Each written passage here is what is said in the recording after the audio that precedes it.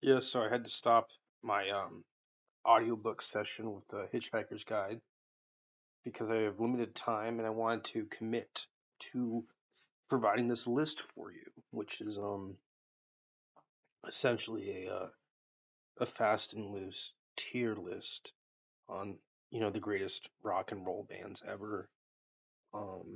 Some of these bands are way old. Some of them are in living memory for many of you. I think I probably listened to all of them a fair bit. Some of them more than others. I'm not really versed in every aspect of classic rock, although I definitely am familiar with many names on this list. Probably almost all of them, except for the Hollies and the Knack. The Knack did My Sharona. I know that song a little bit. The Hollies, I can't remember what they did. I probably would recognize something they did, but I don't have like a hot take on the Hollies. So some of these will just be disqualified. But overall, it's like I know everything on this list, more than most people. Um, and a lot for someone who wasn't alive during 70s, 80s, or especially the 60s. And I was just a kid in the 90s. Although, from what I can tell, there's not much from the 90s on this. I guess that wouldn't be classic rock, would it? Which is weird because you'd think classic rock would include everything up until the year 2000, but I think it's just we haven't aged enough for the 90s to count. But I think it's like 20 to 30 years ago, more, um, almost 35 years ago, of 1990. So you would think that that would be classic rock, but on this list, there's almost nothing except for Motley Crue, which was kind of which is I think mostly a 90s band, although they had they definitely had some hits in the 80s. It actually might have been mostly a late 80s band that just carried over into the 90s better than others. Um, anyway, okay, so before I disqualify myself, I'll start with the first one. This is completely randomized, by the way. Oh, I guess it's alphabetical, so that's pretty boring. But I do think it'll lend to a little bit more creative um, whimsy that it's alphabetical and not under some already biased uh, hierarchical listing. Alphabetical is about as unbiased as it gets, aside from purely random, computationally random, or pseudo random when it's not always random but appears so. 38 Special. Okay, I think this is a good band. Um, yeah, um they're like their big anthem is that song um Hold On Loosely. It's got a brilliant guitar solo. It's really great, like sort of late 70s, early 80s Southern rock. It kind of defines it, redefines Southern rock. It sort of allows Southern rock to persist as a subgenre.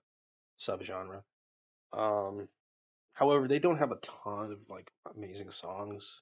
They're not like this like um, monster of a band, but in the right dose, they can be kind of a powerhouse. And selectively, they're just like kind of a brilliant, pop rock, southern rock, hard rock sort of combination.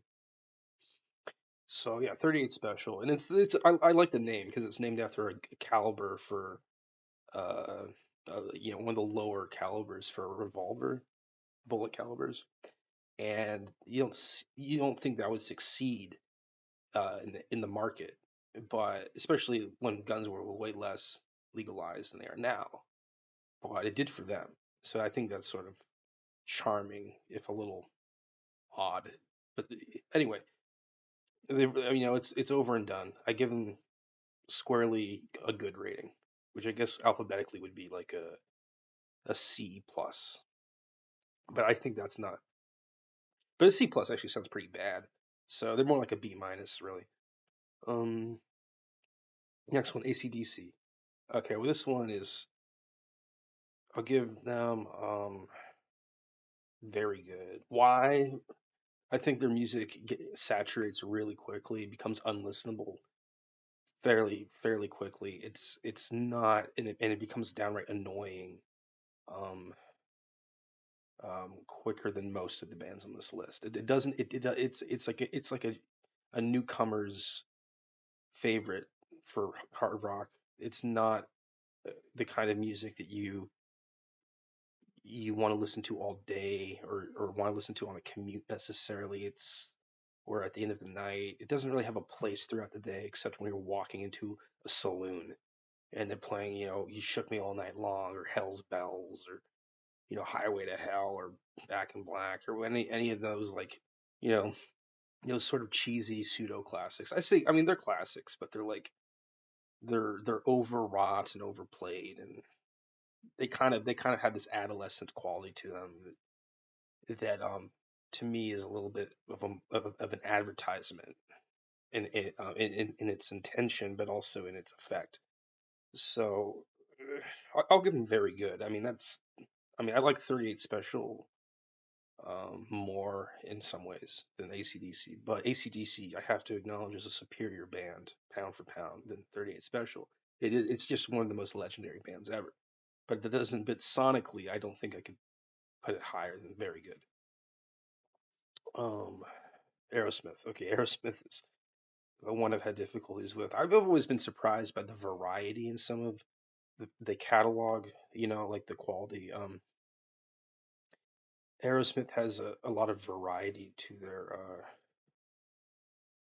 their soul caliber. No, I mean what is it? Their songwriting, the composition of the melody and its relation to harmony. It's very like there's a little more variety to it in their on their albums than you would than they present, like than their brand suggests. But I do think that they're not awesome all the time for me. Like it's also got that problem that AC/DC has, where it saturates really quickly, but it doesn't have the consistency that AC/DC has. So I have to put it at good. Um, they had this tier. Unfortunately, I didn't have the time for it, so I didn't make this list. Although eventually I might make redo this where I do make the list of categories. This one called good, lacking in song quantity is dubious because there should also be a category called great, lacking in song quantity. Like you can be great music and then have that lacking in song quantity, just the same as it could be good or bad or whatever. Like it. So this is sort of a false distinction between good and the one below it. Um,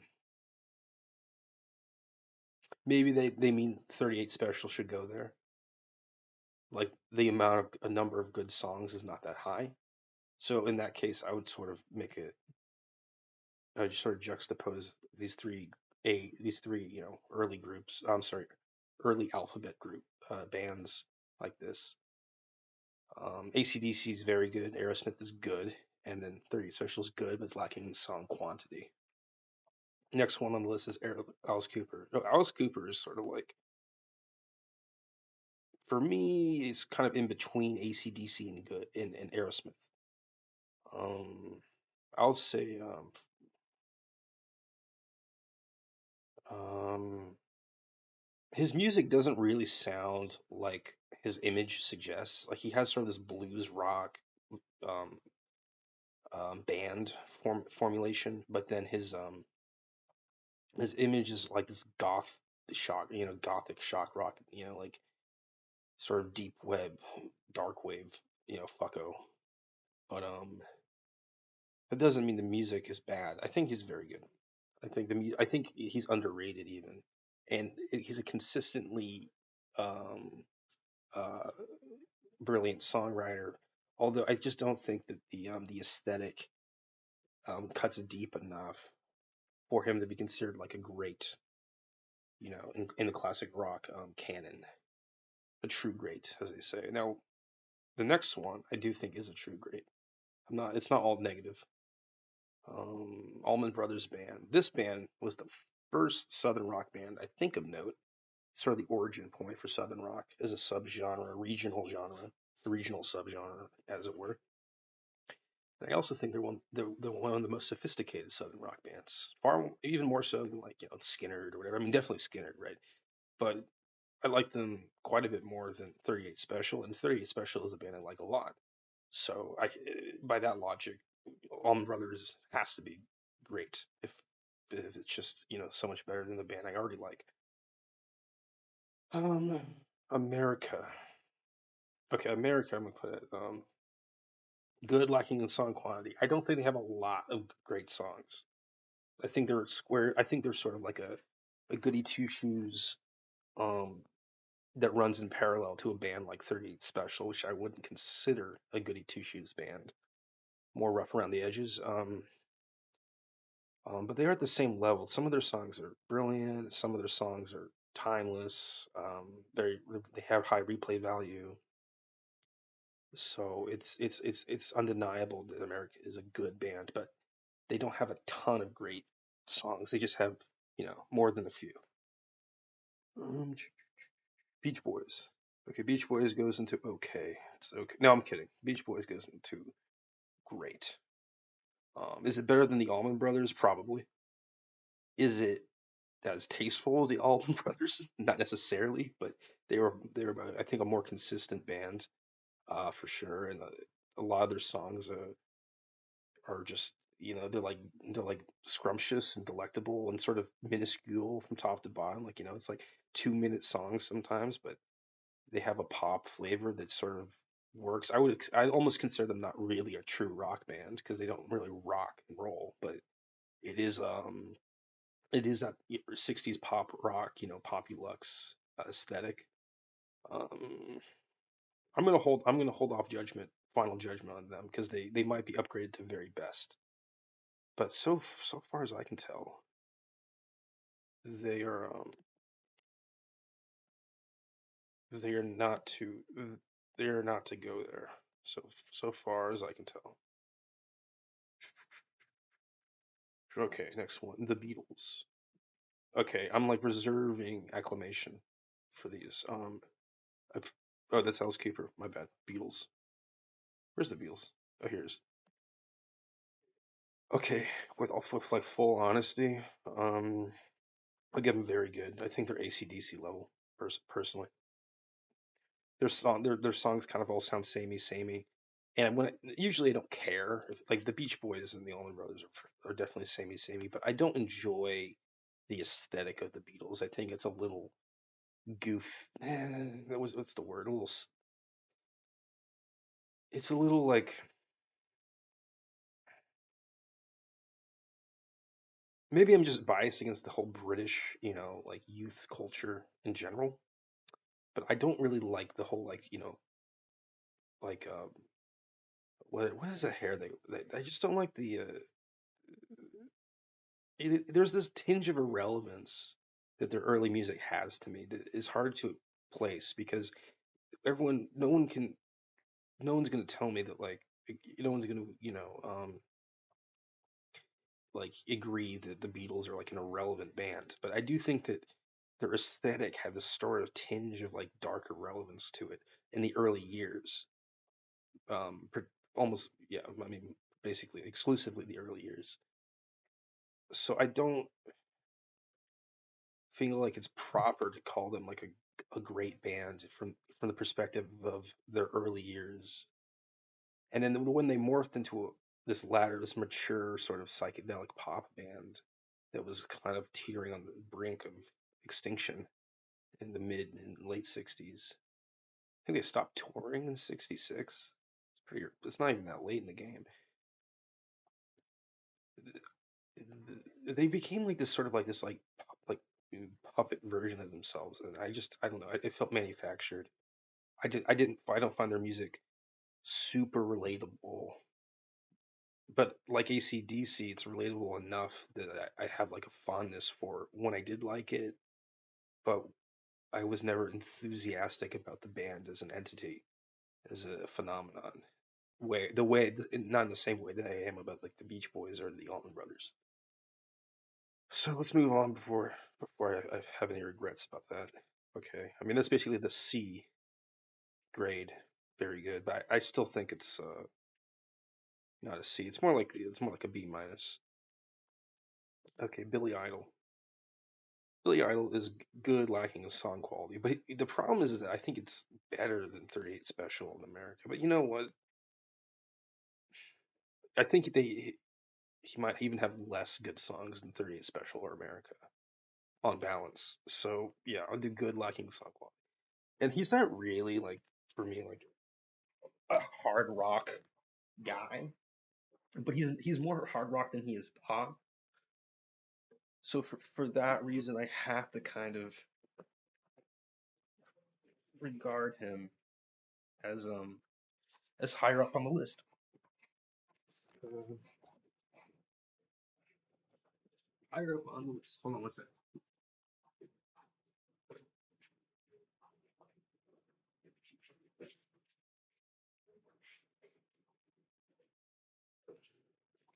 Yeah. So Billy Idol. I'm checking time, trying to be conscientious. 16 minutes. Jesus, so many more bands. Already just 16 minutes. Um, Billy Idol. Jeez. I mean, I know he's squarely in this category for sure, but I just feel like there's more to be said about him. I mean, it's like when he's good, it's really good, and then it's like sort of like unremarkable. I think a lot of the albums had filler. Um, his image was pretty interesting. He had a lot of punch for an '80s, like pop star level rock guy, god. Like a lot of bite. And then I guess you could say the same about like Pat Benatar or whatever. But I think Billy Idol did it in a way that was more elegant. I also think the only person that really rivals him in that way is like maybe Joan Jett. But Joan Jett, her music is her songs I think are far less interesting than Billy Idol's songs. So if Joan Jett is on the list, which I wouldn't be surprised. Yeah, right here, I'll bring her out. I'll put her as like okay. Because I think most of her music is sort of annoying. Um, Although I would see her in concert, but I wouldn't see her in like a heartbeat. You know what I mean? Which is maybe it's black-hearted of me, but I just sort of wouldn't. Um, anyway, next one, Billy Joel. Okay, that one's also okay. Yeah, I mean they're both. He's more of like a songwriter than anything. Joan Jett's more of like a songwriter. I don't really see them as like fully formed artists. I know. Everyone likes Billy Joel. I just think his songs are like kind of kind of dumb in a way. Like they just the lyrics sort of meander into like commentary about like all walks of life in a disintegrated fashion. And Joan Jett is probably a little too. It's like the opposite problem, but the same effect, which is way too specific about who she talks about. She doesn't seem to have any interest in like society or other people. And Billy Joel again has way too much interest in other people. It's just like I mean I'm sure some people love that kind of thing. It's not here, okay? Not on my podcast. Just okay. Blondie.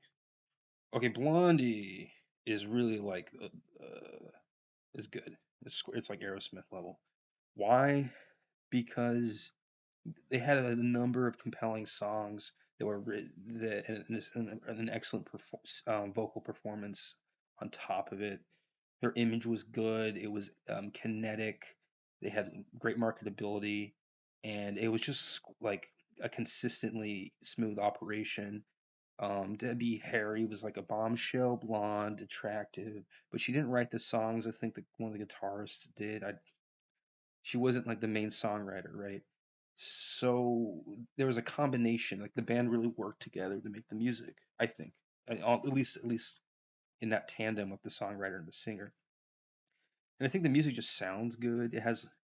It transcends the sort of pop jingle formulaic BS, but it also doesn't veer off too deep into the avant-garde. Um, so I think it's on the level of Aerosmith personally. I know a lot of people think that's sort of outrageous, but really, honestly, I think if I was going to listen either on the radio, I'd probably have the same sort of level of enthusiasm. Maybe with Blondie, I'd have a little bit more enthusiasm because it's like a guilty pleasure, and I would feel like rebellious listening to it. But I think in terms of the quality, they're about the same. The same, like, and with Aerosmith, it's so outrageous, over the top in popularity that I would feel annoyed. But I still think the quality with between the two is like sort of in that same boat. Biases aside or whatever. Um, Bob Seger. Okay, Bob Seger is, you know, he's like a Billy Idol America or a 38 Special. It's like how many songs are there that I would listen to? Probably not like that many. But it's like the songs that are good are fun. They have a certain charisma. It's a little bit of a goofy thing to listen to, but it does the job. It does the trick. So no complaints there. Next one, Blue Oyster Cult. Um, I think they're very good. Yeah, very good. Um, I think maybe even great. Maybe even great. Um, they have a lot of listenable deep cuts and like sort of B-side mixes that are like intriguing, and they have great lyrics, and they have an interesting approach where they change the singer. And so like some of their hits have like the guitarist singing, but then like a lot of the other music, I think most of it has the piano player singing. And the lyrics can like vary from like astronomical topics, which is always fascinating. It has kind of like a punk edge to it, but then sometimes it's like more like meat and potatoes kind of music, but still with that sort of like moody, like atmospheric, um, out gothic, proto goth kind of um squareness or something. Like there's something sort of like it's like edgy but not edgy. It's like this cuboidal, metaphysical structure of in music where it's like it's obviously like limited in its intention, in the range of its intentionality and its direction of its intentionality, but it's not it's confined. It feels confined as an entity, but it's not super lame either. Like there's still like this possessed by like a strong energy that's like compelling. So the Blue Oyster Cult is very much to me like this enigma of a band. Like they're sort of like the silent majority. I think they represent the silent majority of rock listenership. So I think they're very good, if not great. I'll put them in great, just to give three for that, and then three for the lower tier, very good.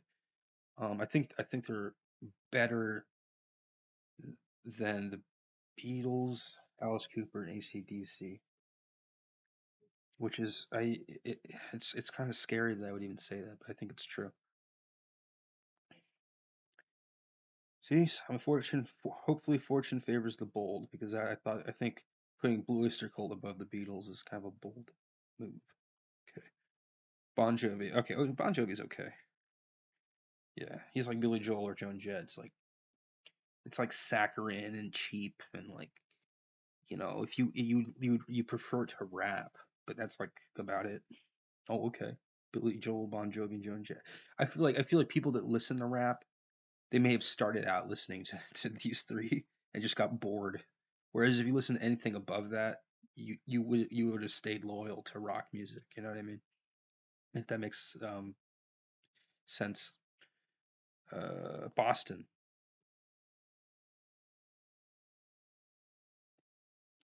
Uh,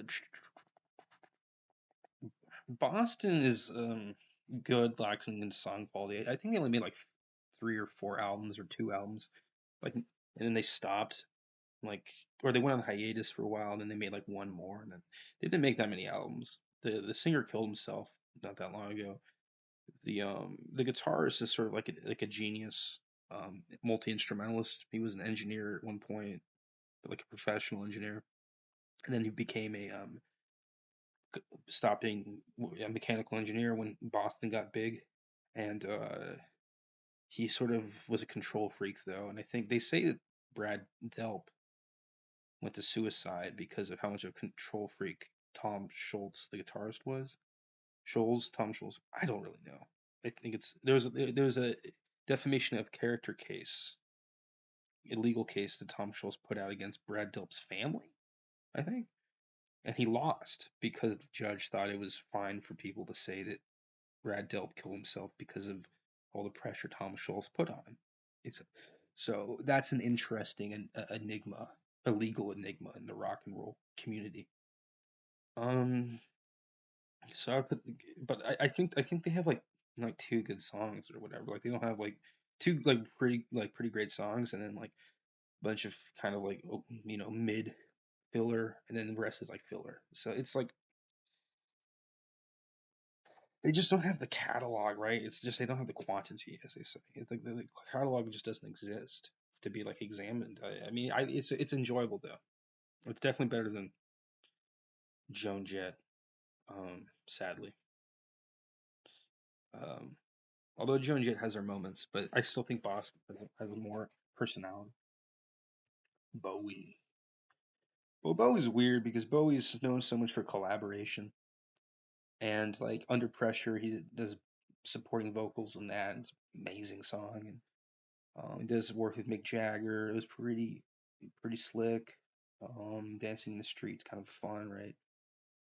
Uh, you know, I'm not. I shouldn't talk too much about Mott the Hoople or anything, but he did Iggy Pop and Lou Reed and all that stuff. So his role beyond being like a stage presence is like noted.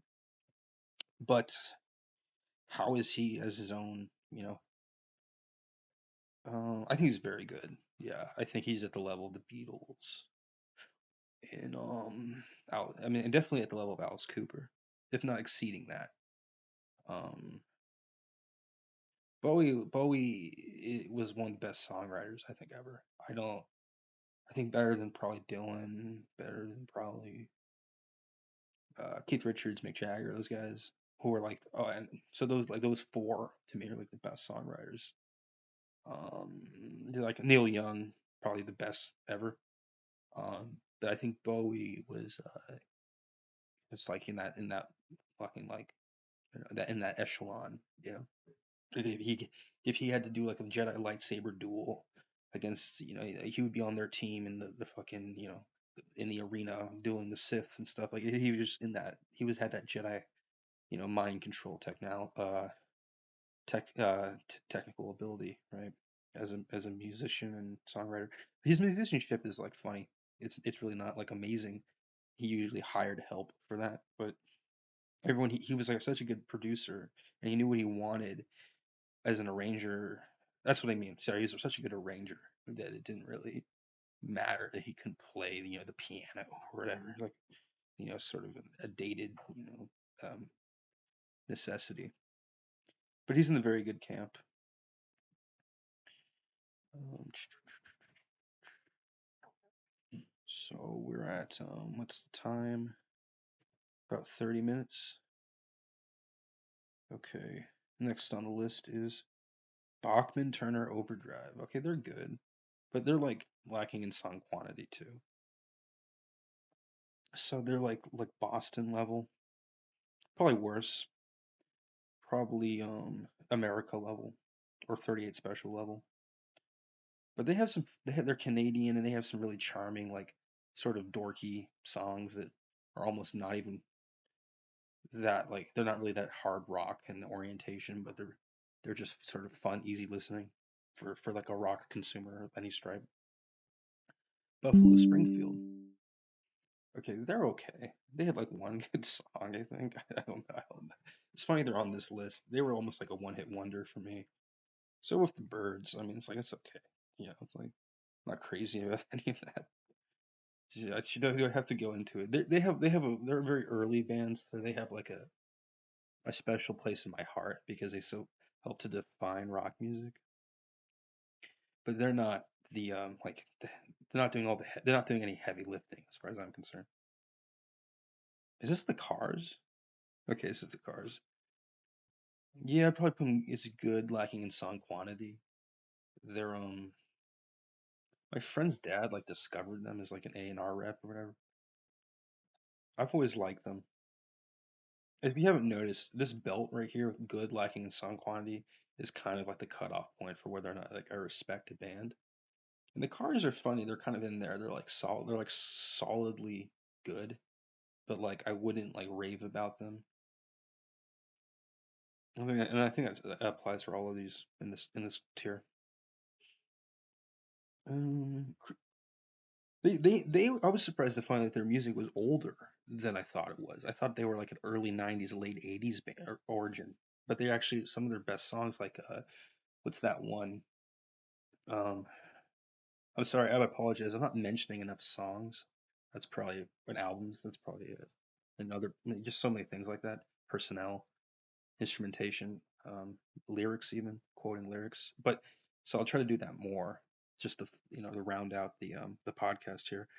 Buffalo, going back, Buffalo Springfield, they did their most famous songs like "For What It's Worth," and they had Neil Young, and they had I think like Stephen Stills or whatever. They had like different people on there. It was like sort of a proto Crosby, Stills, and Nash. The Byrds didn't have those guys, but they had it was an American band, and they kind of dabbled in country at one point. But they were mostly known for like psychedelic rock in the '60s. It never got too heavy with them. Um, I confused them a lot with the Animals because the Animals did House of the Rising Sun and Byrds did something that's like almost as forgettable, more forgettable actually. Um, the Cars, um, Drive is a song by them. It's pretty good. And they also have not taking care of business. That's Bachman Turner next to it, but they have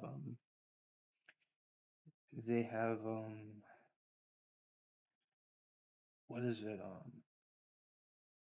Ain't Seen Nothing Yet. It's also Bachman Turner, and those are the two main ones.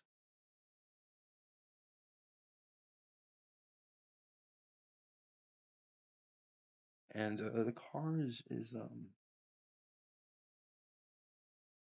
what is the I mean, I can always look it up. That would ruin it for me, at least selfishly. The Cars have a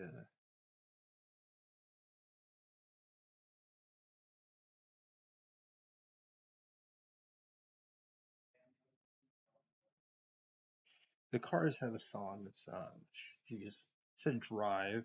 Um, they have a song that's quite like You Ain't Seen Nothing Yet. Um, but I forget what it's called. It's um, since you're gone is kind of good. Just what I needed. Just funny enough, right next to Bachman Turner or Overdrive, who did You Ain't Seen Nothing Yet. The Cars have a song that's like kind of similar. Probably was released within the 5 years after, or whatever, and it's called Just What I Needed. And they have like a sort of chorus um stomp that's got a similar kind of energy, like and the stage presence and all that. Anyway, I belabored this. Um, it's okay. So the next song is Creedence Clearwater Revival. I used to not like Creedence Clearwater Revival. I thought they were kind of ratchet and junkyardy and just sort of rust belt sounding and crusty and sort of like gross, unappealing, ugly, But too many bowl cuts, kind of like the Beatles. But the reality is that they have a lot of great songs. They just do. Like they're listenable. I realized that ambiently in my life, I would listen to their music all the freaking time. and I just took them totally for granted. So CCR is good. I'll put up in very good. I think they have that many hits. Maybe the worst one in this belt here, but it's still like uh, trickling into it slightly. Next one is also one I like, Cheap Trick. That's like Blondie level for me. They got some pretty good songs. Um, their image was kind of neat. Their overall sound was good. Like maybe a fair amount of filler to be real, but they had an interesting stage presence. Their live performance at the Budokan was um riveting. I think they're like a solid band, underrated or under acknowledged really. Chicago. Okay, well, for the purpose of like compartmentalization, I'm gonna put I'm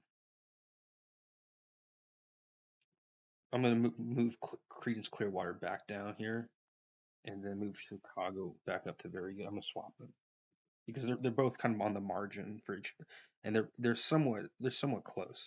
They're exceedingly close, and where I would put them, they're kind of two different things. They're interchangeable in a way. It's just like a bunch of white guys, singing blues rooted music, and they're sort of have very these like conventional American problems. They're like highly relatable depending on the region you're from. Creedence Clearwater is sort of like a backwoods California vibe. Chicago's sort of like a like a like a low key work a day Midwest vibe. I don't know, maybe corporate. I don't know. Chicago could be pretty heavy, and so could CCR, but I don't think they're like defined by those things. I wouldn't call them metal, and a lot of the time I wouldn't even call them hard rock. Okay, next one, The Clash. This is punk, but it's like silly punk that's not that fun. I'll put it in good. It sort of masquerades as like a defining band, but I don't know if it is as pivotal as like the Sex Pistols. I think it was sort of like a corporate, like attempt or mockery of punk. It's sort of their songwriting is a little too maudlin for me and a little too yeah, it's just like a whole masquerade, but they're not bad. Like it's still enjoyable music, more so than the Birds or Buffalo Springfield or whatever the hell. Okay, what is this one? Cream? It's hard to see. Yeah, I mean Cream is, I would say, lacking in song quantity, but I enjoyed some of their music so much I have to put them in good. I think they're like Aerosmith. I think they're like they punch above their weight, really. Um, I mean that's like sort of the original power trio supergroup jam band. You know, they defined hard rock, I think, better than any group. Even if they didn't invent it, I think they defined it and it added a new definition, and all the subsequent hard rock bands that we know and love were kind of modeled after Cream. They really had they are like the '68 um Charger or the Mustang or that pony car that sort of set the pace for all the other muscle cars. They kind of did it. And the funny irony is their band, their name is really stupid, like Cream. Like who the fuck would listen to that? But it at the time it kind of worked because there's whipping cream, there's heavy cream. Just sound it kind of works. The wordplay, and they only had like what 3 albums with a bunch of live bootlegs, I believe, but 3 albums to right off the paint. Um, yeah, they're kind of like a nerdy Hendrix. They kind of do it all, but then they just are short-lived, and it just sort of this. They remain forever this emblem of what musicality could be, even if it never, landed into a super digestible, you know, genre um, oriented form, like say Black Sabbath. But still, pivotal band and underrated. and yet similar is Vanilla Fudge, which I do not believe is on this list, but they're kind of like the hipster cream, as it were. Um, you know, less arrived, but more low key, high key and low key. Okay, anyway, Crosby, Stills and Nash. All right, this is one that's sort of like Buffalo Springfield. It's okay, really. I mean, they have like one good song, and then they have like an ambience. They have this aura to them, like they're so important. But I don't know. I'm just not I'm not crazy about it. And really, to me, it feels like folk music, electric folk. Grateful Dead. Okay, Grateful Dead is gonna be in good. I think they have so many songs, right? It's like it's hard to say that they're not good, but they're not as efficient with their songwriting as a lot of these bands. Like the irony is that next to Cream, it's like they have a very similar aesthetic, but their output is like completely different. Cream had three pretty good albums, like very good albums, let's say, and then Grateful Dead had like many more albums that were like, you know, kind of weaved in and out of memorability. Like you don't really, not all their hits you really seem like hits, but they are they're my hometown band actually. I think they're the band that's the closest to me from where I grew up. A lot of their members lived in where I'm from, but the Grateful Dead to me doesn't come off as like as like um, the most catchy bands, and I think that's important. But have the they do provide a sense of community better than all these other bands. I think they have one of the best they created the best community for themselves, which is amazing. But I don't think that their music by itself is going to be like is going to be topping the charts or like having some kind of like cult kind of throwback revitalization or whatever. Like they seem like they sort of they mushroomed as an entity, and they sort of that was sort of their big you know what I mean? Like that was their big pull, and then that pull sustained itself. But it's still that same animus. It's not, Grateful Dead has never really gone beyond its initial like burgeoning. But I could be wrong. Like maybe in 20 years there'll be some sort of fad to like really dig back into the Grateful Dead for whatever reason. Yeah, but I think they're good. I mean, I don't know. Maybe they're better than Aerosmith. Like, I mean, that seems kind of like a low blow. But if I think Next to Cream is kind of an interesting confrontation, so I would keep them there. In fact, I'm going to demote Aerosmith to good, but lacking in song quantity. I think that's more stable, more sobering for me to look at it like that. Okay, next one on the list is Deep Purple. Deep Purple is very good. Um, I'm gonna be honest with you. I'm gonna put them on their best. I think Deep Purple has one of the worst reputations for a band, but their music is just undeniably sort of like like well stitched and handsome and virile and potent and all these sort of like they're the boss. Deep Purple, like if you don't respect Deep Purple, I don't respect you. Like that's my passion for Deep Purple, as it were.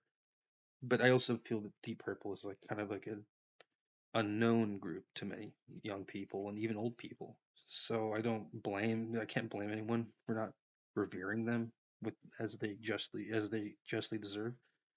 Still, I'm gonna put them at the very best because you have to put someone there, right? If if I didn't have to put someone there, I'd probably just put them at great. But you have to put someone at very best. So I'm gonna put Deep Purple.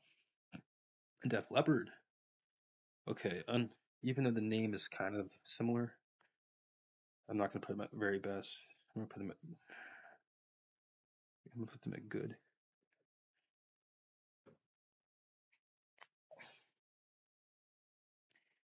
to me they're like CCR. They're like the douchebag CCR. They're like, you want to make fun of them, but then at some point you just wake up and realize that you've always liked their music and you just never knew because you heard their music in the ambience. You heard it on the radio and in some, in a cafe or whatever it was, like a toy store as a kid or something goofy, like just wherever you were in a shopping mall, you would have heard Def Leppard. And hey, even maybe walking outside the department store into the parking lot, you heard it too. Like it was a band that was just ubiquitous at some point in your life, even if you didn't listen to it as a consumer, you were just sort of forced to. But in hindsight, you liked it, and even then you liked it, but you just weren't paying attention. Um, so yeah, Def Leppard's a good band. Don't get it wrong. It's a silly band, but it's a good one. Next one on the list that I have a funny anecdote about is the Doobie Brothers. I saw them at a birthday party for a guy who's dying of brain cancer right now, but he had like a 60th birthday party, 60 years old, and he was so rich. He was a banker, investment banker, I think, whatever it is, and he paid for the Doobie Brothers just to show up at his birthday party, which is kind of like a wet dream. Only thing I remember though is that the food was not good. It was a birthday party with the Doobie Brothers. It was at like a winery. It was like there was a zip line there. It was kind of bitchin', but the food was like Hawaiian food, but it was like sloppy. And for whatever reason, like everything was going great, but the food just failed. And I think that was sort of like ironic that everything was cool at this birthday party. It was a blowout too. It's on the water in Bay Area, in the Bay Area, but it was a blowout, but like it's just if the food's not good, like it just sort of like throws everything off, doesn't it? That place has a strange aura, but I remember it so distinctly. I wish I could go to more parties like that, especially if old people manage it because they won't fuck it up. Um, but the Doobie Brothers is not that great of a band. It's like Aerosmith level. I'll put it good, lacking in song quantity, whatever that fucking means. I'm still annoyed by that name. Should have made my own set for this. The Doors. Okay, The Doors is good. The Doors is like Def Leppard. The Doors is the old man's Def Leppard, isn't it? It's like the douchebag from the 40s, going buck wild. Whereas Def Leppard's the douchebag from the 70s, growing up going buck wild. Just different time, same effect. Also, Jim Morrison's pretty hilarious. If you look into his biography, he's got a very interesting biography. And their music is, like I'm saying, anyone who's in good is like someone I'd recommend to just about anyone. Good lacking song quantity is like I would have to cherry pick the music, probably. Okay, I will move Cheap Trick down because I don't know if I can honestly recommend Cheap Trick to anyone, but I'd like to think I could. The Eagles. This is another one of those bands that's sort of horrendous, sort of a monstrosity, overblown. Um, so it's like a band you don't want to think about. It's almost not even rock music. It's like country rock, soft rock, country, soft, whatever. Very good. No, not very good. What, you hear like Hotel on the California on the radio like twice a year, and you come rope in your fucking underwear? No, you probably it's like a song you don't change away from, but it's not a song you like cherish. Uh, okay, I'll put it okay, just because I think that their style is not good. It's like I don't like their style. They're prolific. They have hits. Admittedly, they sell more than any album. I think was their greatest hits album. But a greatest hits album is sort of bullshit. It's like that's like you're shilling at that point. Um, ELO. I'll say I do not like ELO. I know. I mean, I like the idea of ELO. I like some moments in some of their songs, but I would think I would have to be autistic to say that like really genuinely like ELO and like want to listen to it, all their hits or whatever. I don't. Like it's not a band that you just pick apart like that. It's a band that's like you sort of marvel at and listen to in like brief doses, but you fragments really, but you don't can it's a hard band to connect to. It's a talented band, but it's a hard band to connect to. I think there's some kind of prog mysticism going on there that's a little too pseudo intellectual for my taste. Next on the list is Elton John. Now, Elton John is very good. I mean, Elton John is like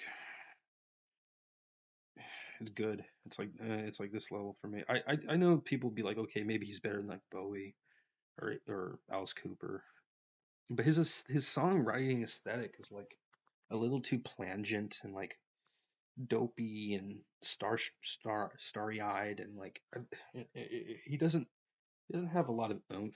It doesn't have a lot of grit. It can. Some of the live performances do. More than his studio sessions or whatever the studio albums. But I don't think it's like music that I like.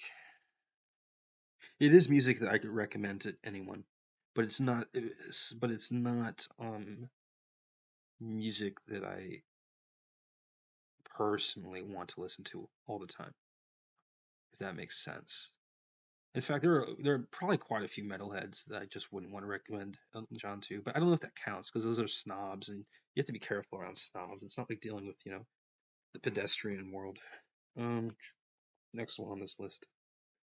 Who is this? Bob Dylan. Okay, I didn't know Bob Dylan had this logo. Wow, I saw him live actually. I just kind of had to do it, but I couldn't. I walked out because he butchered "Tangled Up in Blue," which is it's my favorite song by him. He butchered it. He couldn't enunciate anymore with his singing. So I walked out, and the irony was I saw Mark Knopfler's band. Mark Knopfler's performance band was the music was like eccentric and odd, but I mean not compared to everyone, but just compared to Dylan. But I felt like it was very smooth as a performance, as a set, and Dylan was sort of he was like mailing it in basically. Although he did have a cool outfit, it's like a old school 40s bowler hat or whatever with like a suit, and his band was kind of wearing the same, black tuxedo looking suit. But I think I'll put Dylan at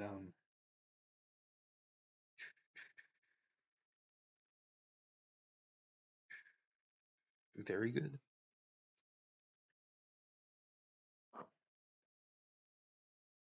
I mean, I think so. Yeah, I think it would be dumb.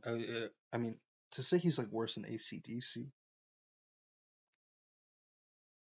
he's like the straight edge Alice Cooper to me, or Bowie even. He's like a straight edge Bowie. So, but I think Bowie has the best lyrics out of all these guys, honestly. I mean, Bowie's just the most original lyricist. I think the other ones have great lyrics. Just the lyrics kind of like they seem like they came from like a movie or something. Whereas Bowie's lyrics don't seem like they came from anything necessarily. Nothing I was aware of. It was Eric Clapton. Oh, this is sad because Eric Clapton as a solo artist is like a joke. If you were doing Derek and the Dominoes or Cream or Blind Faith or Yardbirds or John Mayall, any of that, he would be like, he'd be great. He'd be up great. But by himself, I mean, what cocaine? This is sort of like a trick question because he's really not like a he's a gunslinger as a guitar player. He's not like as a guitarist. He weaves in and out of the varying strands. He's not really you know he's not supposed to be like on his own mission. He's sort of an assistant, if you will. But okay, I'll just be as face value as possible. on his own as his own entity. I would say he's good, lacking in song quantity. On his, as his, but he's because he has Wonderful Tonight. It's just as a solo, lead musician. He's Wonderful Tonight and Cocaine, and I guess Riding with the King is a collaboration, but that kind of counts as him. He's under his own name, and he has the Layla Unplugged. I'm sorry, he has the Unplugged album. But I think it's like you have to like put it in with everything else. But this list they just say Eric Clapton, so I'm sort of my hands are tied. Yeah, it's good, lacking in song quantity. Whatever. He really is in a league of his own, though. He's like the consummate guitarist in a way. Fleetwood Mac.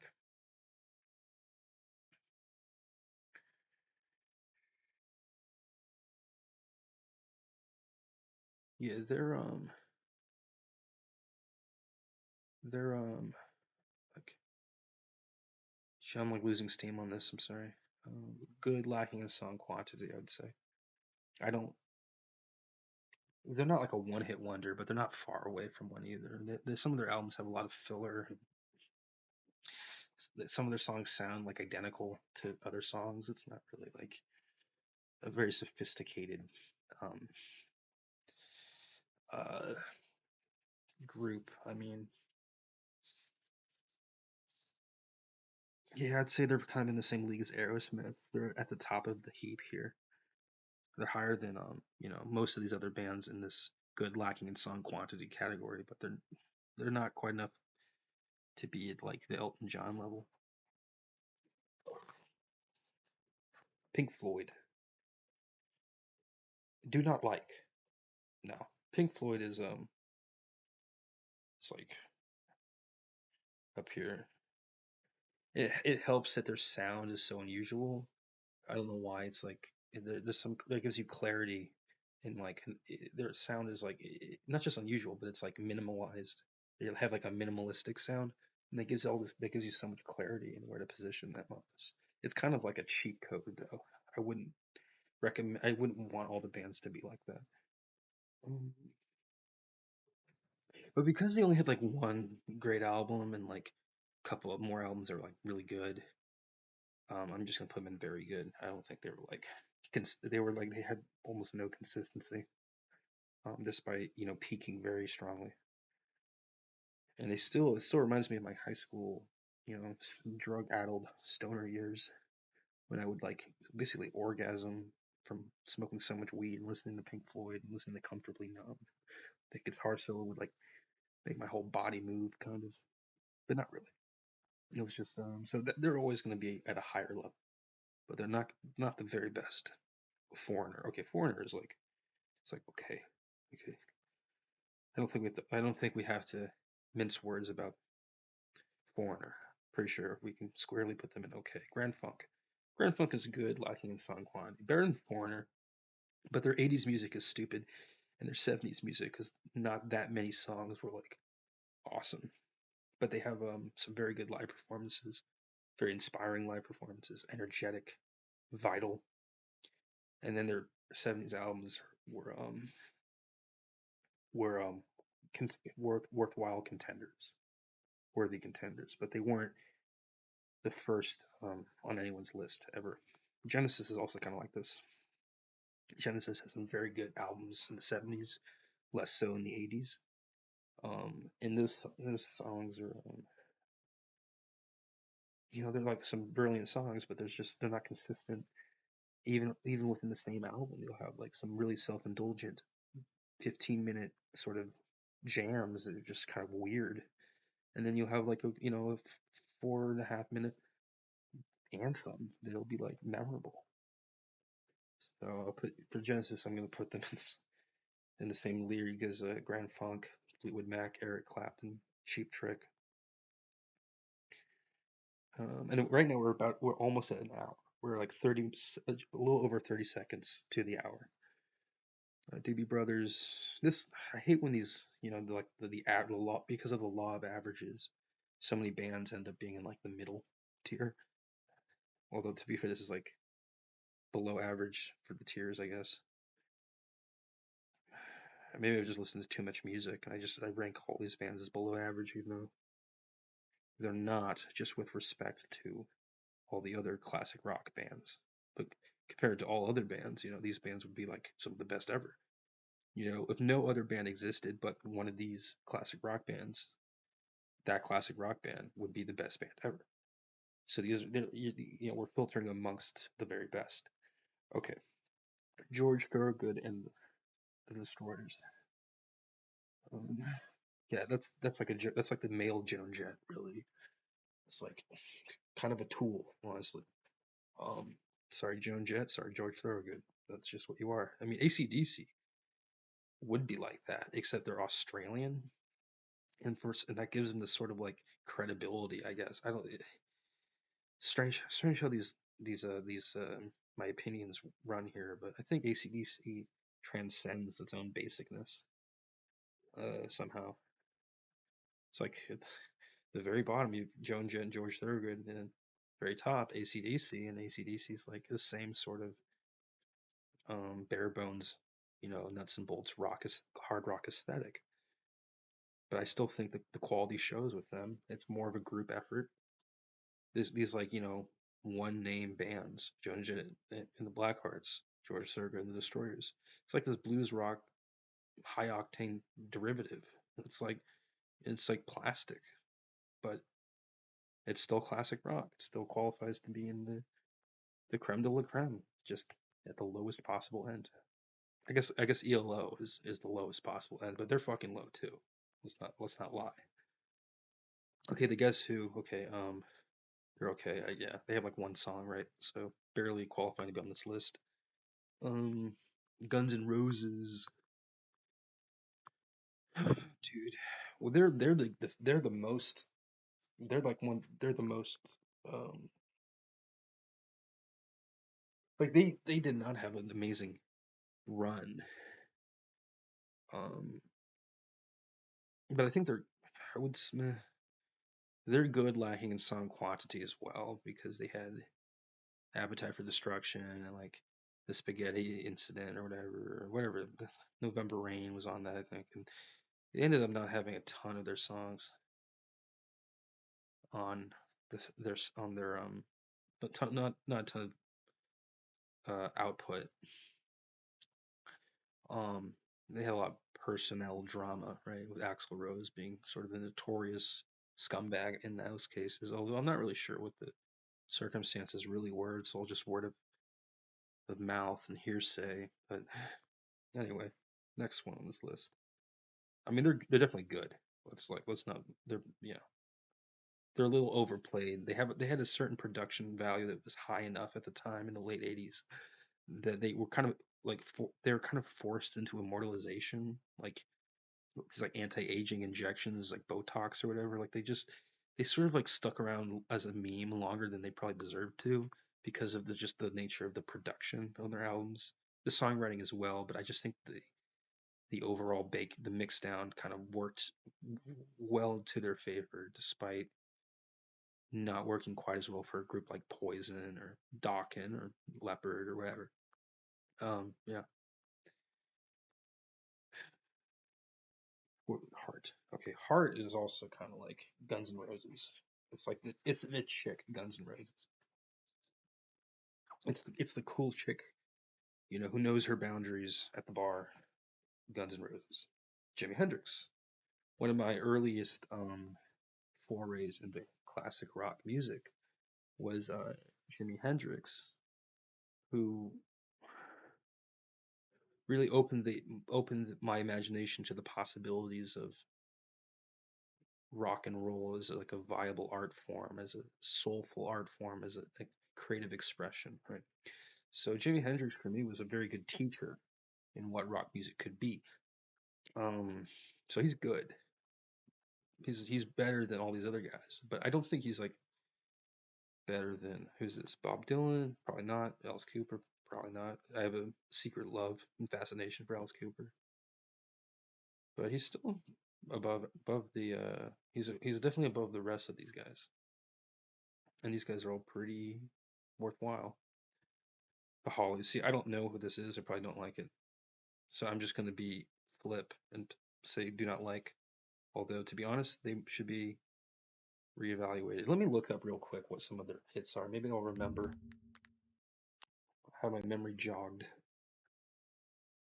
Oh, they're a very early group with Graham Nash leading them. Okay, so they have credibility. Wow, I can't believe it. I have not done a deep dive into the Hollies, but they deserve to.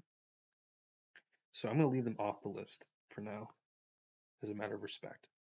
Iron Maiden. Okay, this is one of the first sort of metal bands that's been on this list. One of the only true metal band, I think.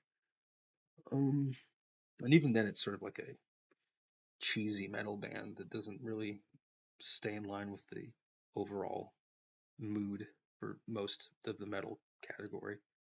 But I'd say very good. They have a lot of music. It's all pretty consistent.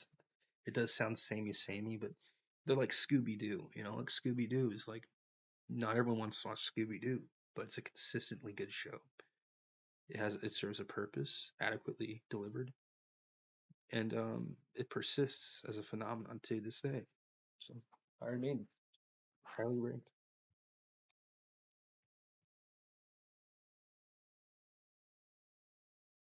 Okay, the next one is, let me see if I'm still recording. I need to check. Still recording, 1 hour and 6 minutes and almost 30 seconds. I guess 22 seconds, right? What is this? Oh, there's still a lot. I'm gonna go into like midnight doing this. There's just too many of these. Um, Johnny Winter. You know, I wish I could say that Johnny Winter to me was like that, like some like white version of Hendrix that like complemented him phenomenally. But I mean, I guess that would be like Clapton.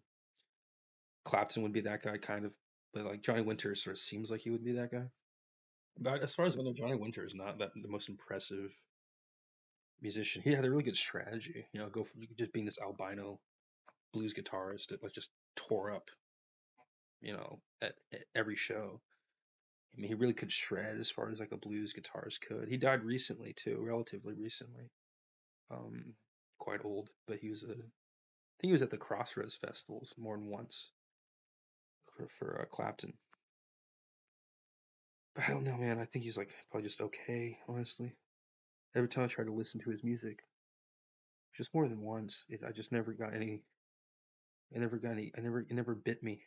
You know, I just kind of like not memorable, right? Along those lines is the James Gang. They had like one catchy song, but it was like, you know, it was like sort of Joe Walsh's group, and it was sort of like Joe Walsh is kind of like Johnny Winter in a way. It's like, although Joe Walsh didn't work with the Eagles, so that's like lends quite a bit of credibility Johnny Winter would not have. But then Winter worked with B.B. King among other legendary bluesmen, so Johnny Winter has that credibility. But it doesn't make the music anything I want to listen to. So it's all kind of moot. Janis Joplin. Okay, well, I'm gonna go. I will say that unlike Eric Clapton, you kind of do have to plug Janis Joplin into Big Brother and the Holding Company, even if the name just says Janis Joplin, because that was really what she was known for, I believe. Like just without any extra performance creds, I think that was what she was almost exclusively known for. So I'll put her in good, lacking in song quantity. She really is kind of like Eric Clapton if you don't consider everything else Eric Clapton ever did. If you just consider his solo existence, she is a little like that. Um, Maybe it's slightly worse because Eric Clapton can play guitar and sing, and she had some issues with certain approaches. But I still think she's in this overall belt of, which is at this point so many bands, it's kind of obscene. And some of the best bands ever too. I know it's like such a low rank for them. I feel like a douche. Okay, Jefferson Airplane. Okay, that one, I don't think they're lacking in song quantity, but you know they're kind of like they're They're kind of at the same level as Joplin, probably better because they had just so many more um songs. But I think they're still kind of just known for like White Rabbit, really. A lot of these 60s bands were like, almost like one hit wonders. It's kind of funny. I guess they're just grandfathered in. And Jethro Tull, um, they just haven't aged. What it really is they just haven't aged that well. Um, but you know, it's all more listenable than the modern trash you hear on FM radio. You know, while you're driving, while you know driving through the you know parking lot of the Starbucks or whatever on your way to your work at your fucking you know backcountry office park, in some river town. Poor brain, right? Um, Jethro Tull, they're good. They're. Do I really want to put them with Hendrix? Yeah, I would. I would. I don't listen to them as often as they deserve, but I do think they're quite good. They're just a little eccentric, and I'm not. I don't know. I feel uncomfortable, but they're they're a true guilty pleasure because some guilty pleasures you call guilty pleasure, but you still kind of resent them. I don't resent Jethro Tull at all. If anything, I revere them a little more than I would care to admit. Um, Journey, yeah, Journey's good, lacking in song quantity. It's got like three pretty great songs. Some people hate Journey; they think it's like effeminate or whatever, effeminate band. I think who cares? I mean, this look, a lot of these bands are kind of effeminate by modern standards anyway. And I think their music speaks for itself. I think it's tasteful. I mean, yeah, maybe a little like the Eagles. It's like overplayed and sort of off note. It's not really like the same brand as like AC/DC or Alice Cooper or whatever, Iron Maiden, Leopard, right? But it's still stands alone as a veritable, you know, high powered rock band. Can't deny it. High powered might not be the right word, but a consistent and uh, energetic band. Judas Priest. Judas Priest. Naturally, I'm just lazy, so I'm like sliding it into okay, as if it's like that's just its natural place. No, Judas Priest is fucking. It's good, very good, good, very good. Yeah, I mean, it's a little to me. It's like we all know at this point that Rob Halford is a out of the closet homosexual or something. Bisexual maybe. He refers to himself as a queen in press statements. So when I listen to Judas Priest, as someone who didn't grow up listening to it, I sort of think of it as like the metal Elton John, which is um, it doesn't change everything, but it changes things enough that I kind of don't identify with some of like the moods that are in some of their songs, just because I think there is a little bit of a homosexual like sort of perspective going on that I don't relate to very well. But that's a little bit like saying I don't understand Jimi Hendrix's music because he's black, or Ian Anderson's music because he's like this English kook. Um, but I think it's valid. Like I don't want to lie. I mean, it's a little unsurly or whatever it is, unsavory. If anything, it is surly, and it's surly and unsavory. But I don't want to lie. I mean, it's just the god awful truth. Truth. Okay, this is Kansas. Kansas has some really interesting music. Like the songs they're known for are pretty like staid compared to some of their like long jams and more like elaborate compositions. I'd put them in good, lacking in song quantity because there's quite a bit of filler on their albums. Like you know, Don't deny it now, okay? Kansas is not really exactly known for being concise and effective, but they are in the they do have like their hidden gems within their sort of bloviated albums. The Kinks, okay, the Kinks is got a number of pretty good songs, so they're good. They're like the British CCR to me. It's like you'd think that they would be like annoying because of how rough around the edges their image is, but they're actually a consistent like they toe the line pretty well lyrically, and a lot of their music's pretty more influential than you'd think. A lot of like their music isn't like they're not like a secret in the music industry. Let's put it that way. Put it mildly. Um, Kiss. Okay, Kiss is they have more. If you know them, you know that they have more good songs than their reputation bestows on us as knowledge or whatever. Like they have a really strong output over mostly the 70s. And their music isn't all just like mid, like shock rock fanfare or whatever. They're like the second wave of whatever Alice Cooper was doing. And they helped to define the 70s in more ways than we admit as a society or whatever the fuck. Sorry, I know I'm saying whatever, like I must have said like 50 times this podcast. I'm just not as verbose or loquacious as I used to be. I cogitate excessively, so that interferes with my ability to elocute. Anyway, Kiss is good. Marshall Tucker Band. Okay, Marshall Tucker Band is in like okay. Because they had a couple songs, and one of them is great, and the other one is half good, half great.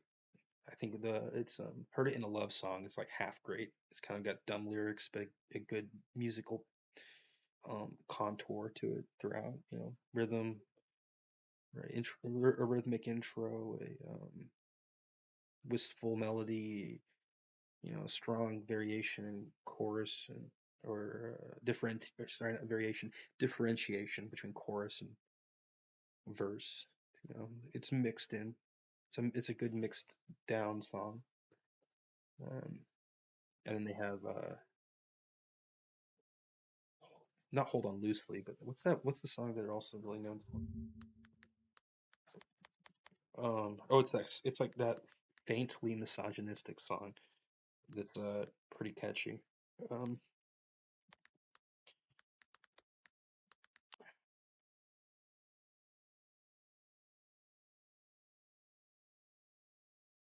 I didn't realize. Okay, he's 99 years old.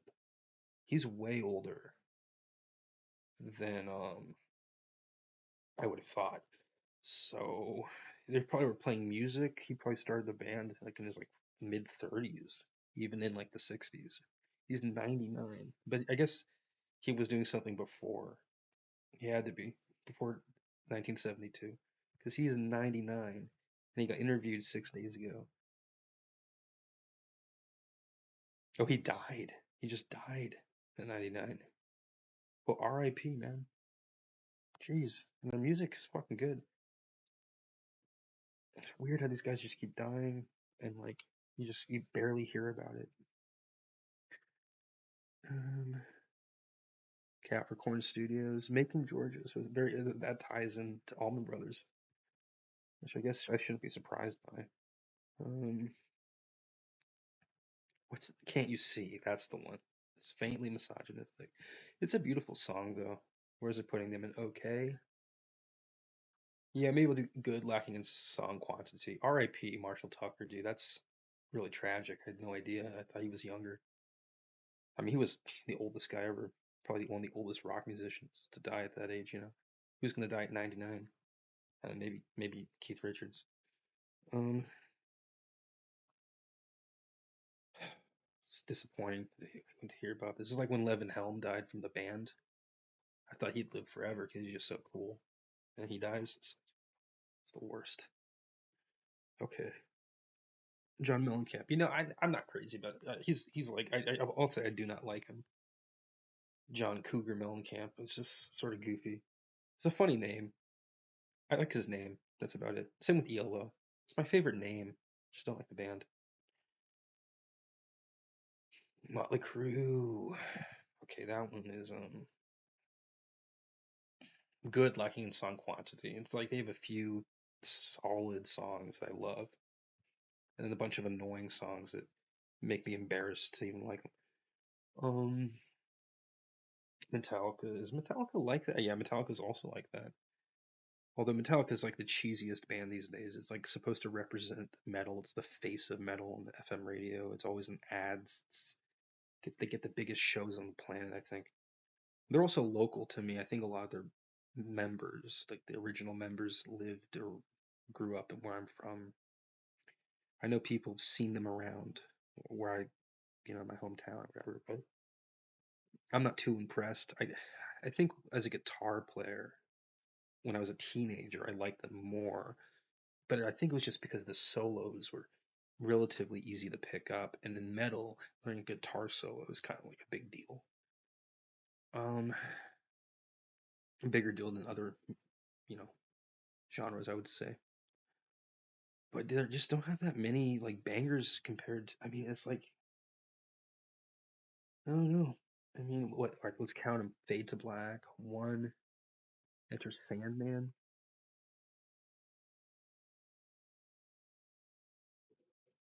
The Unforgiven, I guess, For Whom the Bell Tolls. I mean, I don't, but I see, I'm starting to like them less and less. So I would say lacking in song quantity in the sense that I've been going with throughout this podcast, by the way, which is not like, oh, they don't have any output, but it's just that they have very few songs that I think are great that would justify them being of the highest possible level, which, by the way, is only occupied by Deep Purple right now, which I don't know why, but that's just my raw opinion. Um, Blue Oyster Cult, Beach Boys, and Allman Brothers right below there. I feel bad that Marshall Tucker died, man. I mean, I was more devastated when Greg Allman died because had read his biography, his autobiography. I really enjoyed it, and I'd been a fan of his music. And he was younger than Marshall Tucker, and he had this whole story about his brother dying and his bassist dying. All these people, his the other guitarist betrayed him. So Barry, by the way, for indexing purposes, his brother was Dwayne Allman, the bassist who died a year later in the same sort of incident, same location, same type of vehicle hit him, killed him. They both died being hit, knocked off their motorcycles by trucks. But it was a year after. Barry Oakley was the bassist who died second, and then died first was Dwayne Allman. Sorry, I just rushed through that. Who was who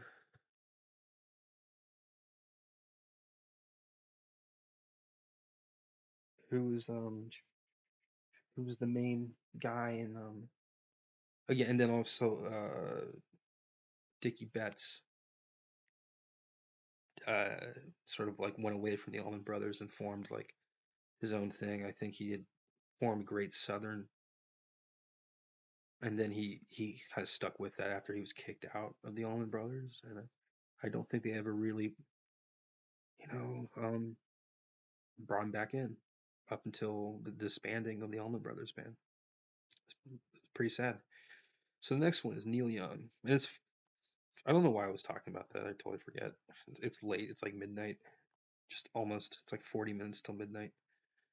Neil Young is the very best. I think Neil Young exceeds Beach Boys, Blue Oyster Cult, and Allman Brothers, and that's all it takes. I don't want to get into this. I don't have time to. I just don't have time. I think Ozzy Osbourne's good. Like, yeah, I think he does lack in song quantity, but I think his music is so good that it's like it makes up for it. Kind of like Dio. Hope Dio's on this list. He probably isn't, sadly. Peter Frampton is though. Peter Frampton is also good, lacking in song quantity. Very charming ballads, but he's like it's like two, and most of it's off of that live album. It's sort of a meme at this point, or if it isn't, I mean it's a meme in the sense that people who like rock music consider it a meme, but the internet culture probably doesn't know what the fuck it is. Anyway, the police. Um, yeah, they're okay. They're kind of annoying. I would almost say do not like, but I kind of respect them from a distance. They're not like, I mean, literally, it's like the actual police. They're just sort of like from a distance, I respect them, but up close, they're kind of like I don't really want to see them around. But that's better than do not like, I suppose. Queen. Queen is a really good band. Unfortunately, it's not my favorite band, but is it very good? No, it's not very good. Some of their lyrics are stupid, but the guitar is really good. The vocals are really good. So, musicianship across the board with Queen is stellar, but I just don't think they're good. They ever really composed anything. You know, they were more of like a they kind of had an inspired quality to them. I feel like they were sort of unoriginal in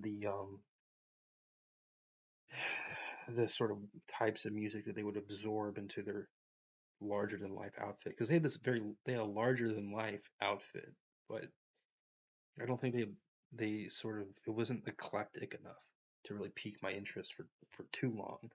Maybe when I was in like middle school, elementary school, or whatever, when I just heard them on the radio and I thought I liked them because I heard them and it's like osmosis, but it wasn't really a discerning interest. It was sort of a just catching whatever was thrown at me kind of interest. The Ramones were like that. I think the Ramones are kind of like that. They're good. Yeah, I don't know. The Ramones are funny. They're like Queen. They are like Queen because they're a lot of songs. Some of them are kind of annoying, but they're consistent and they're have sort of the same institutionalized kind of presence. Um, some songs are better than others. Yeah, okay. I'm just gonna rush through this list though because I'm got some other stuff I might have to do tonight before sleep. I really do want to sleep. Okay, REM. Good Looking and Sun Quantity for sure, dude. REM does have some brilliant, magisterial, emotionally deep, riveting, not riveting, but emotionally deep songs that connect with the soul and get into you in a vulnerable way, and they make you feel like they sort of validate your pains. It's like the most softcore kind of grunge ever. And it's a very very vulnerable. It's like Radiohead a little. It really helps. It really gets into your vulnerability,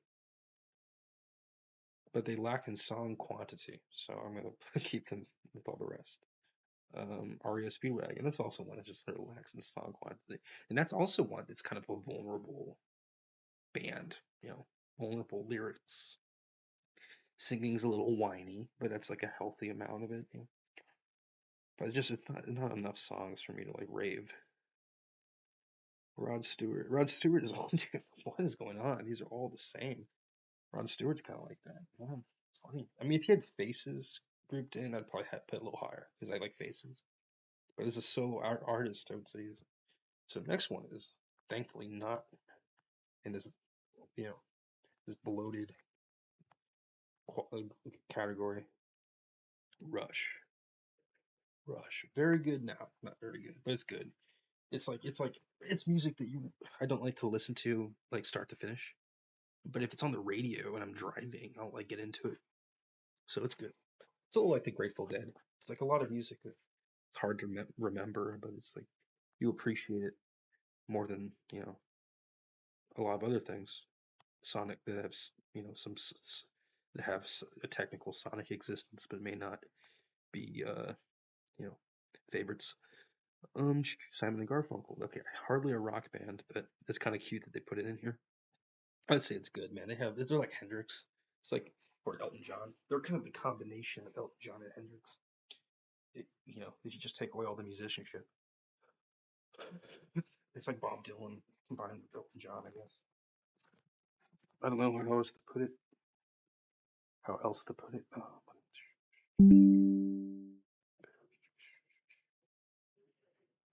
Okay. Black Sabbath.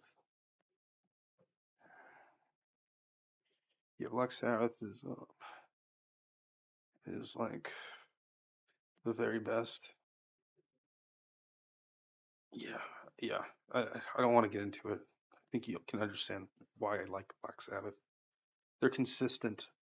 For their time, they're extraordinarily heavy. They represent everything I love about music, and I just think all the musicians were doing their job, and you can hear it. And there was a you can hear the creativity, the variation, the variability, the expressiveness somewhat. Maybe not the most expressive band, but they they toyed with their instruments like no other band really did, and they did it all together. They all did it, um, and they just seem like cool dudes too. It just so happens that one of the coolest bands is also one the band that I put almost at the highest. I think that's what it takes, though. Sometimes just being that cool. Maybe not. I don't know. Sammy Hagar. Okay, this is annoying because I only know him as Van Hagar. I don't know him as a solo musician, and I don't think he's even like regarded as a solo musician by by the record buying public. Um, by the yes. So I think he's sort of, I'm not going to add him because I don't think he's I don't think it qualifies. Santana. I will say do not like because I do not like his solo work in the sense that I don't really think I'd listen to it, even if I was, given money or something. Um, Santana is a maybe it was like had to listen to once, but I wouldn't listen to it like all day for like money. Insane. Um, okay, then again, maybe if it was enough money, I'm just gonna remove him from the list because Sammy Hagar should be in the context of Van Halen or maybe Chickenfoot, but not on his own. I mean, it's just offensive to to well groomed taste. Santana is good. Yeah, Santana is definitely like a Hendrix. He's like Hendrix in the sense that he's like good, but sort of like I don't know. He had the same like I mean in his whole career he probably had a similar number of really good songs. Maybe less good than some of the more brilliant Hendrix songs, but he sort of like probably the same number. And then he also has a bunch of songs that aren't that good. So that kind of it's like a weird, like does the filler count for anything? It's an important question. I would, I think so. I think in this case, weighing Hendrix against Santana, it does, um, to an extent. But I don't think he's. I think Hendrix is the better, um, you know, axe man, if you will, and Santana is more of like the hipster Hendrix. But then again, depends on what you're into. Santana is probably the more romantic artist, so that counts for everything, or wait, it counts for enough. I mean, nothing counts for everything. Let's be real. The Scorpions. Okay. Well, you can see where I'm going with this. Maybe. Um, I like them quite a bit. Yeah, I mean, I think they're better than Def Leppard, Creedence, Hendrix, Osborne, Kiss. I think they're slightly. Yeah, I'll put them up. It's kind of weird that you wouldn't think so. They would be higher than Hendrix necessarily because they were inspired a lot by him. But if you look at, they've just made so much music, and their music is, I don't know, it's just kind of riveting and sort of it has a sort of this underground coolness to it, despite them being a major pop act or rock and roll act. Speaking of that, Sex Pistols, kind of similar, underground, you know, punk. but not really. Broke into the mainstream famously. Um, but the Sex Pistols are just like I'll put them good. I think they got enough going on that they're good, but it's not something I like unwind to at the end of the day, like some of these other guys. Whatever you call them. Let's see, the ones I really would unwind to, probably yeah, all of these except for ACDC. I think ACDC I put in there as like a nod to like kind of how I used to feel about them. But I think that's so maybe I'll demote ACDC to good. I think that's sensible. Okay, I feel better about it already. Okay, now we have Bruce Springsteen. Oh, Leonard Skinner. Okay. Yeah, Leonard Skinner for me is good, lacking in song quantity, for sure. They're like the Boston of the South. Like very, catchy, iconic even, like Aerosmith. But they're just catchy and iconic. But they didn't have the staying power. Although a lot of people would disagree. They're one of the most popular bands of all time. But I don't know. I'm not scared of some cowboy coming up with a chainsaw anytime soon, and challenging me about my opinions on Skinner. They're good. They're not everything. Bruce Springsteen is. Oh yeah, Bruce Springsteen's like okay. I don't know. He's again. He's in this weird like netherworld of like flirting with greatness, but sort of like shying away from it because of an attitude problem. I don't think people view him that way because he's just. But there's also like a hive mind of people that like him too. Like his fan base seems sort of delusional. Um,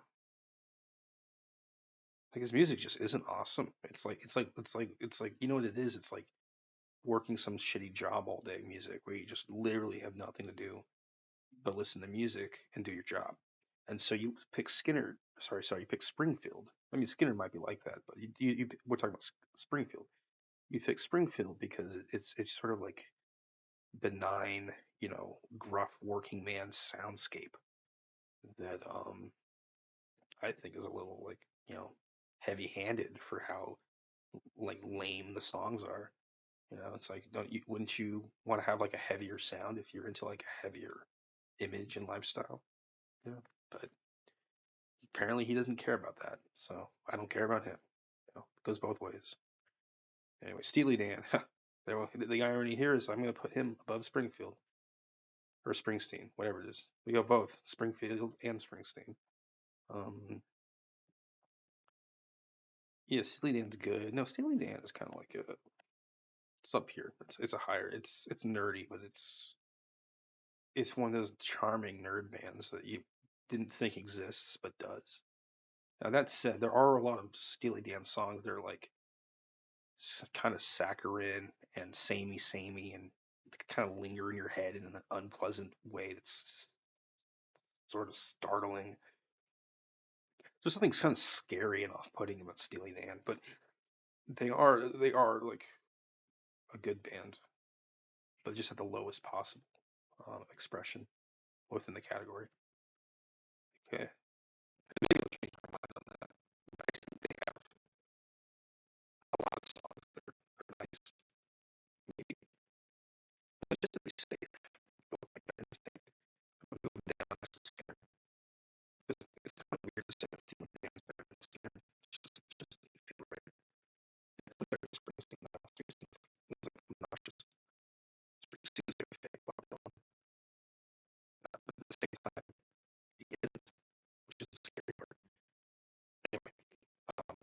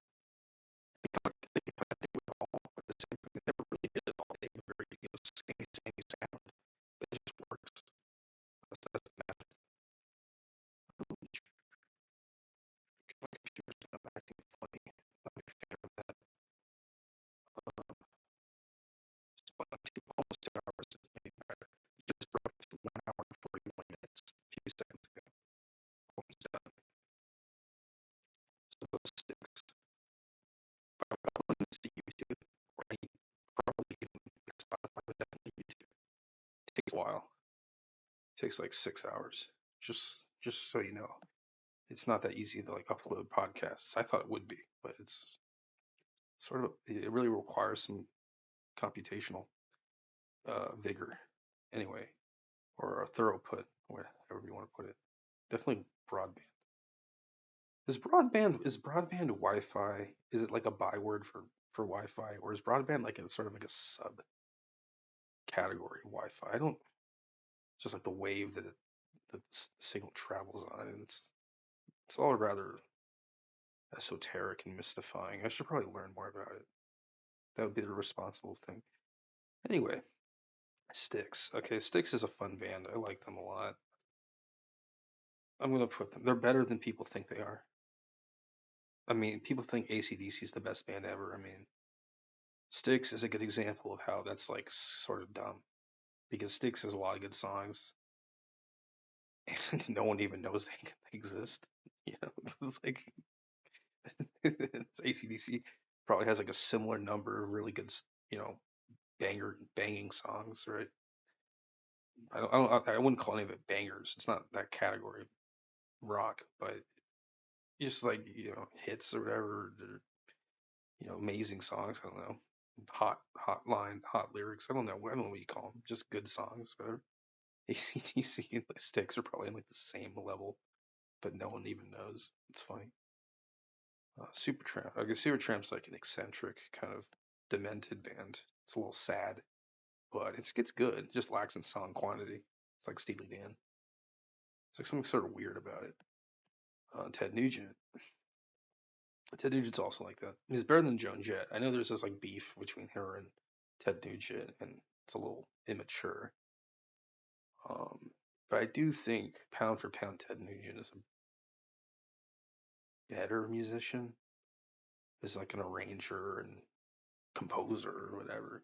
Maybe not as a lyricist, but on all balances and if you're walking the tightrope of musicianship, you're gonna go Ted Nugent. I think more than Joan Jett, but not by much, but just enough to put him in this you know higher level category of shit as opposed to her lower level category of shit. It's really like splitting hairs, honestly.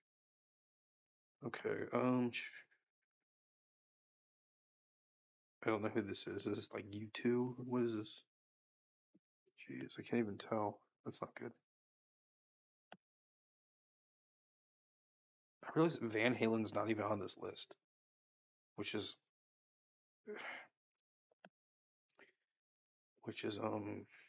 okay. The Knack I know from like one song. Um, it's not a bad song. I'll say they're okay, but it's sort of a lame song. I don't know. I would say Do Not Like is better. Um, I mean, none of these, even the bands that Do Not Like, have some credibility.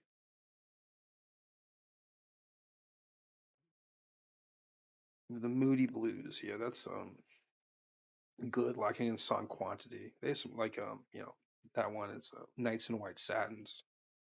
It's a beautiful, sweeping string section and sort of this epic overture of a song. But I don't think everything by the Moody Blues is at that level. I mean, most of their stuff is sort of like forgettable, with a few interesting exceptions. Thin Lizzy's kind of like that. I think Thin Lizzy's okay. I think their singer is a little funny. Um, he has a sad story.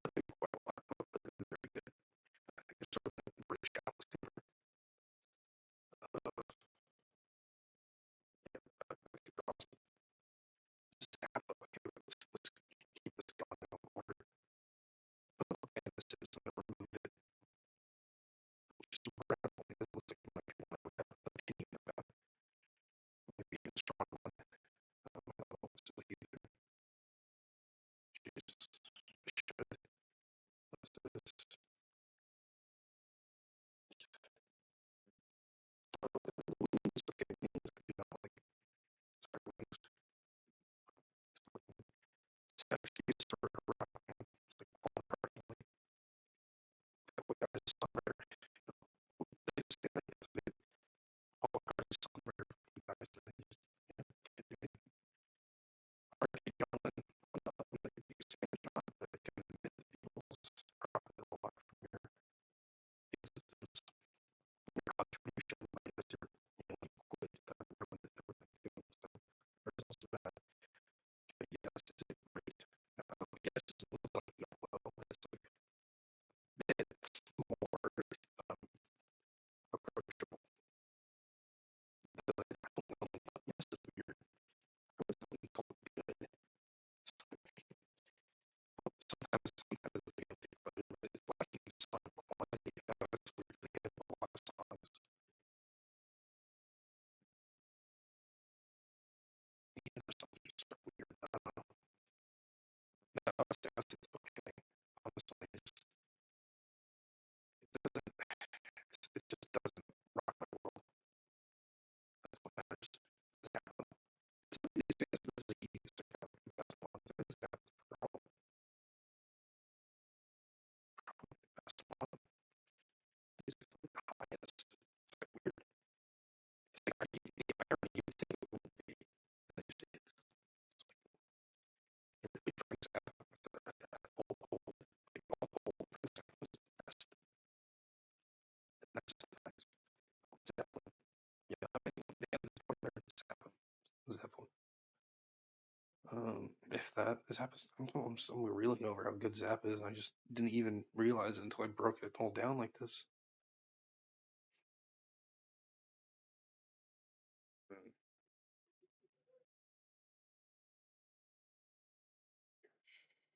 ZZ Top. Okay, ZZ Top. Sorry if I gave you the impression that ZZ Top is a high grade band. I think they're no, I don't know. They're good, lacking some quantity. They're almost like a one hit wonder for me, really. And the songs that are good are just like annoying. Meatloaf. Okay, Meatloaf is. I'd say I just do not like Meatloaf. So that I don't want to get into it. I just Meatloaf's weird. Just, that was kind of like a band, an act that existed in a time when like everyone had to like rock music because rock music was at the height of its overall popularity, historic popularity. So Meatloaf was a band I think was meant for people that wouldn't have otherwise been rock fans, and it got sort of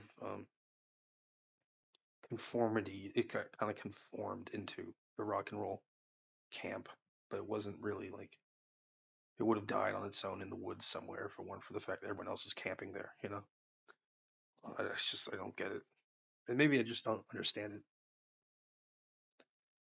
Anyway, um, so the five that remained. By the way, we should review this a little. Deep Purple, Neil Young, Black Sabbath, Rolling Stones, Zappa, Zeppelin. Those are the six highest grade ones. I think I still agree with that. Was Zappa, Rolling Stones, and Neil Young being sort of the odd ones out? Zeppelin, Sabbath, and Deep Purple are all kind of the forebears of metal, so it makes sense that they would be there. Zappa, Stones, and Young though are a little more bespoke, I would think. Bluesy, comedic, country maybe. You know, grungy country. I don't know. Canadian, right? British, squarely American, actually. British, British, British. 4 out of 6 are British, but 2 are definitely American. And one's Canadian, and one's American. Underneath, Oyster, Beach Boys, Home Brothers.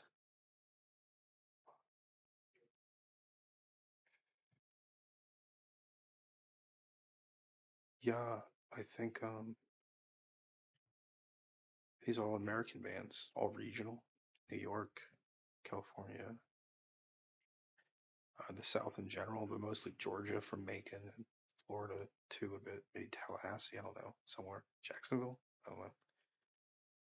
American, here, American, British, British, American, um, Midwestern, but American. Kind of confusing that one because he was always the Jewish guy pretending to be a folk musician. It's kind of weird. Pink Floyd, British Iron Maiden, German, pretty high for a German band. British. Um,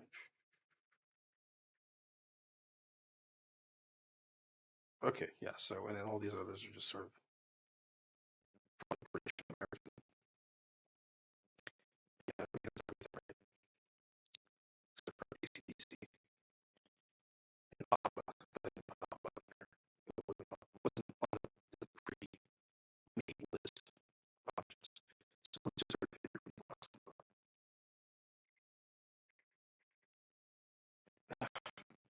Well, let's see what the main thing was listed. It's not well defended because there isn't really any live feedback.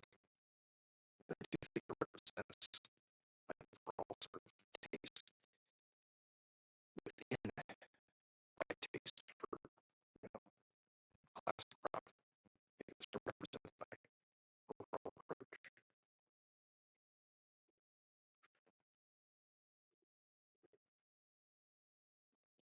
It should outline the nature of my discernment in this regard. Maybe my podcast is a little heavy-handed. Hopefully, pressing buttons. Not talking about too much. It's all pretty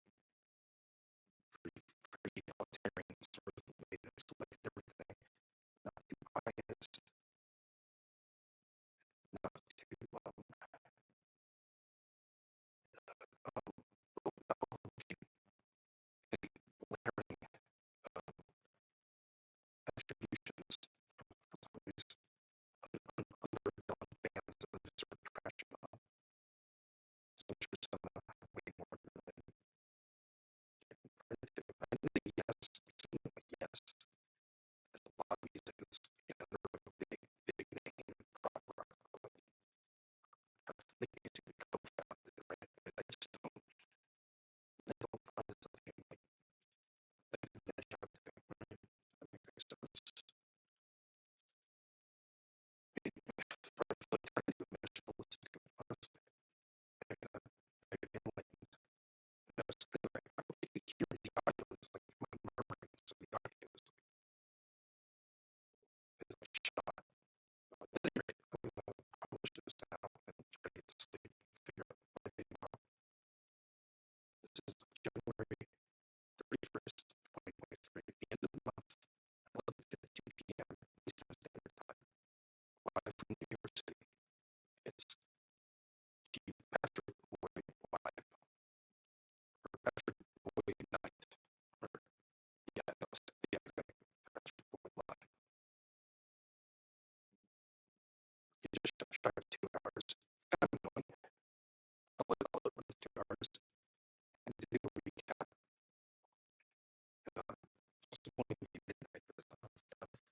So it all works. I feel like I'm sort of writing like this is like making like a video to give to my children in the event that I die mysteriously by falling off a cliff or getting murdered and by someone strangling me in my car, or you know being gassed in a concentration camp, something of that sort. So I'm gonna try to keep a more positive note, or lend a more positive touch, and then keep a higher note or whatever the fuck. It's just I make no sense sometimes. Um, maybe all the time. Anyway, the neck. Yeah, Sammy Hagar. Okay, I'll throw Sammy Hagar up. Just he's okay, right? He's got I like everything he's done with Van Halen. So on his own, he's probably not god awful, but he does seem like the kind of guy that would, without Michael Anthony and Chickenfoot or whatever it is, he'd probably just, kind of fall apart a bit. But maybe not. I don't want to trash him. I don't know if he deserves it. In fact, he might be the wizard on the mountain for all I know. He knows everything and I know nothing. Can't see what these bands are. The Hollies is probably okay. right? It's like a pre-band, it's like the Buffalo Springfield before Buffalo Springfield, whatever the fuck. Yeah. So we have these three that are left, and hopefully someone kind enough in the comments can illuminate me as to what the fuck they are. I could probably Google the heart one.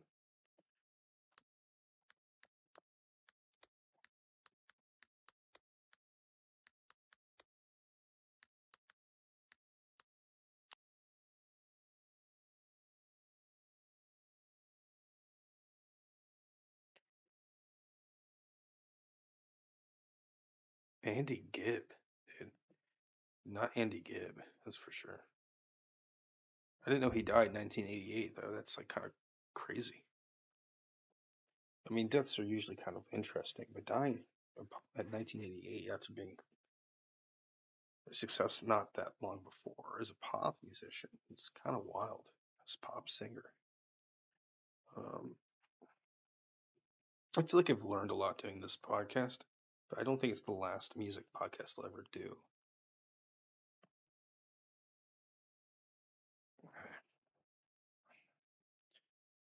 Bob Seger. Ugh. Fleetwood Mac. I do think Fleetwood Mac could go up to good. I think I was hard on them. They're kind of a girly band in a way. I think I was being a little misogynistic. But if I'm gonna put Zappa at the highest level, I should put Fleetwood Mac a little bit higher than like, mediocre or whatever I did, the average. They're a little bit better than average. So this is the average. Yeah, these are all pretty average, I'd say. Yeah, Metallica's weird because it comes off as average, but they in their head they're like the best band on the fucking planet ever. Even beyond, even before recording music, before probably think